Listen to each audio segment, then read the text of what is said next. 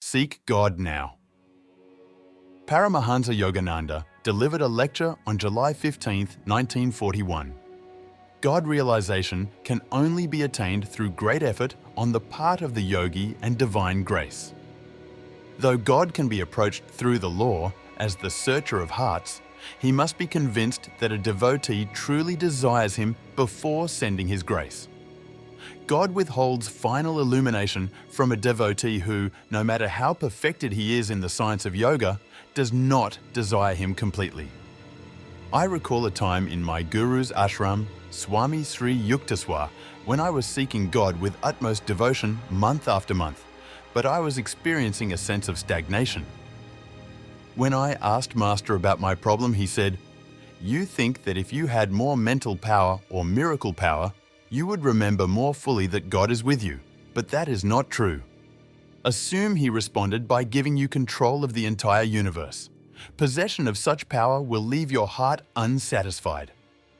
God is the ever-new joy you already experience in meditation. When man values joy above all else in this world, more than money and fame, more than his indulgences in moods, habits, and sensory experiences, God will open the way. Few devotees are willing to make such sacrifices. God is both easy and difficult to please. He plays with his devotees even during tests, and he tests them frequently. How simple it is to fill the day with foolishness, but how difficult it is to fill it with worthwhile activities and thoughts. God, however, is more interested in where our minds are than in what we are doing. Everyone faces unique challenges, but God refuses to accept excuses. He wants the devotee's mind to be focused on him despite any difficult circumstances. Even as I speak with you, my thoughts are constantly focused on God. I am always with him inwardly. I share in his joy. Loving and craving nothing else but that joy, I discover that all barriers to God union crumble before me. This declaration is not a fairy tale. This is true. God will not come until he has received all of the devotee's love. He will sometimes appear to have abandoned us, but such tests are unavoidable. If we refuse to give up in our search, God accepts us as his own. Uncertainty is inherent in all worldly ambitions. Some people spend year after year working tirelessly but unsuccessfully to earn money. However, no sincere devotee has ever been unsuccessful on the spiritual path. His efforts are never in vain. Keep a daily appointment with God. Allow no devotee to miss his daily appointment with God. The mind may suggest movies or other distractions, but when it comes to God each day, maintain that sacred engagement. Otherwise, it will take a long time to find him. The personal element in the search for God is more important than mastery of the entire science of yoga. The Heavenly Father wants to ensure that his children desire only him and will not be satisfied with anything else. When God senses that he is not at the forefront of the devotee's thoughts, he withdraws. But he will come to those who say, "Oh Lord, it doesn't matter if I don't sleep tonight as long as I am with you." Positively, from behind the countless screens of this mysterious world, the ruler of creation will emerge to reveal himself behind each. He communicates with his true devotees and plays hide and seek with them. When one is worried, he will unexpectedly reveal a comforting truth.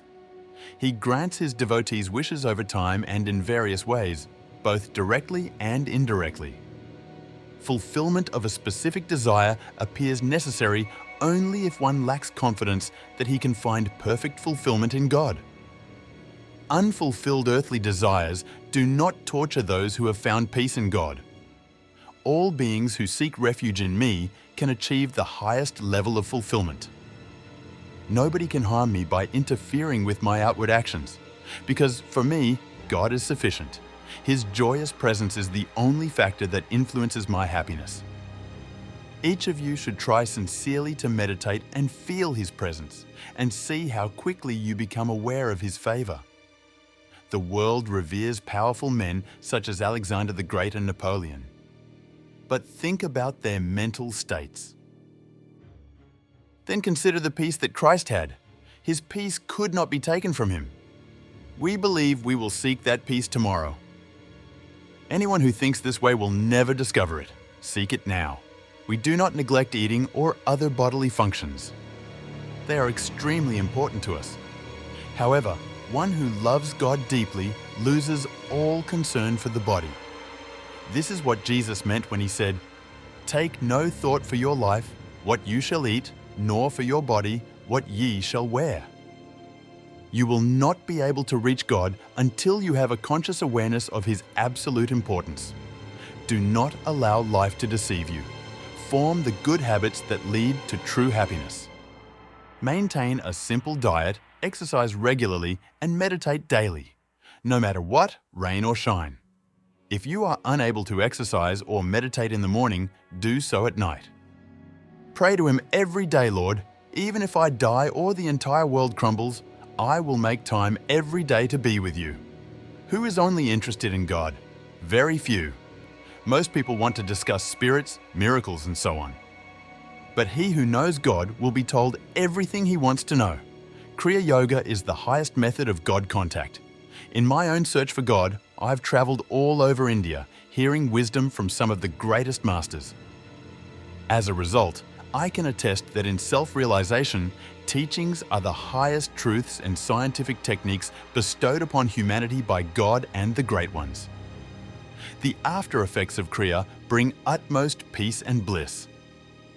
Kriya brings more joy than all other pleasurable physical sensations combined. The yogi is uninterested in the sensory world and instead experiences the ever-new joy inherent in the self. He achieves indestructible bliss by engaging in the divine union of the soul and spirit. I receive the rest of 1,000 sleeps from the joy I experienced during meditation. Sleep becomes almost unnecessary for the advanced Kriya yogi. When the devotee enters samadhi through Kriya Yoga, his eyes, breath and heart become quiet, another world appears. Breath, sound and eye movement are all part of this world.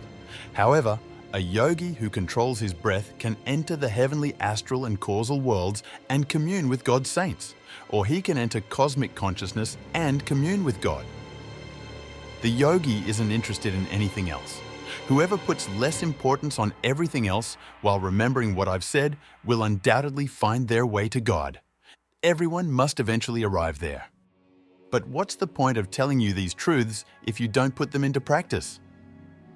My loving attention to you is unending. But even if I reminded you of these truths every day, they would be ineffective for anyone who does not make an effort to meditate.